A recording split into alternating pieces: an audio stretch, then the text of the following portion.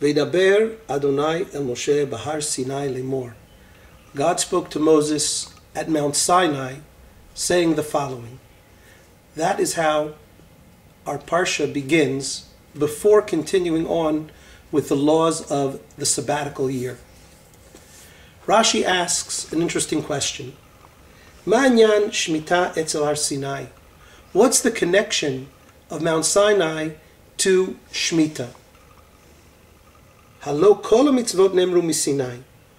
All of the mitzvot were given at Sinai, says Rashi. So why does the Torah here in our Parsha go out of its way to mention that the mitzvah of Shemitah was given at Sinai? And the answer is that Shemitah is a paradigm for the other mitzvot that we should learn from. Ma Shemitah ne'emru klalotea v'dikdukea miSinai. Just as the general rules and also the details and minutiae of the laws of Shemitah were given at Sinai, af kulan ne'emru klalotea v'dikdukea miSinai. So too, all of the mitzvot were given not only in their general form with the general instructions, but all of the details, all of the ramifications, all of the parameters in full were given at Mount Sinai. This statement of Rashi can be understood literally or figuratively.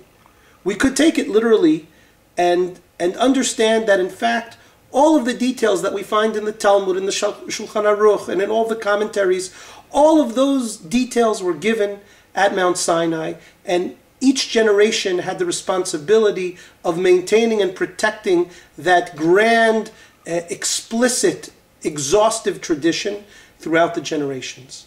That's one approach, but there's another.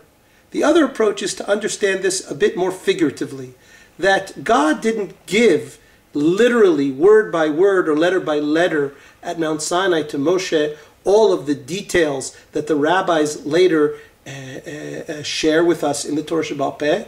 Rather, God gave those instructions in potential that we, in later generations, were to draw out.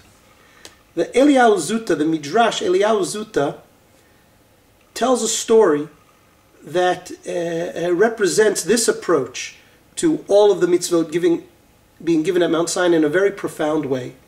The story is that Eliyahu Hanavi met a man who rejected the oral Torah. He said, I accept the written Torah because that was given from God, but I reject the oral Torah which was given or produced by the rabbis. And Eliyahu Hanavi tells him, you're looking at it wrong.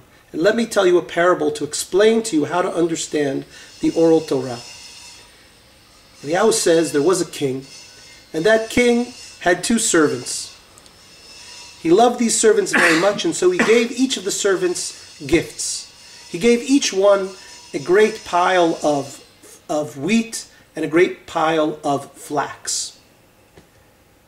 One of the servants took the wheat and he ground it into flour, and he took the flour and he kneaded it into dough, and he took the dough and he baked it into two beautiful loaves of bread. He took the flax and he transformed it into a pristine white tablecloth.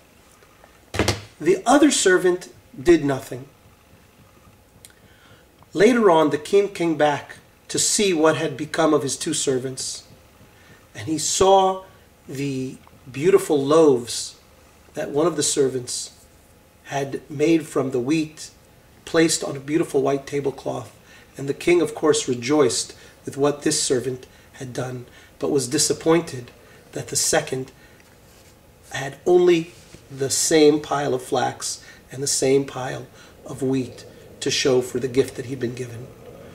And the idea to me seems obvious, that the Torah that God gave us on Mount Sinai is a raw ingredient which we, the Jewish people, are to draw upon and develop and uncover the meanings that lie there in potential. God gave it into our hands to take the Torah and expand it and make it into something even finer and grander than when it was first given to us. Shabbat Shalom.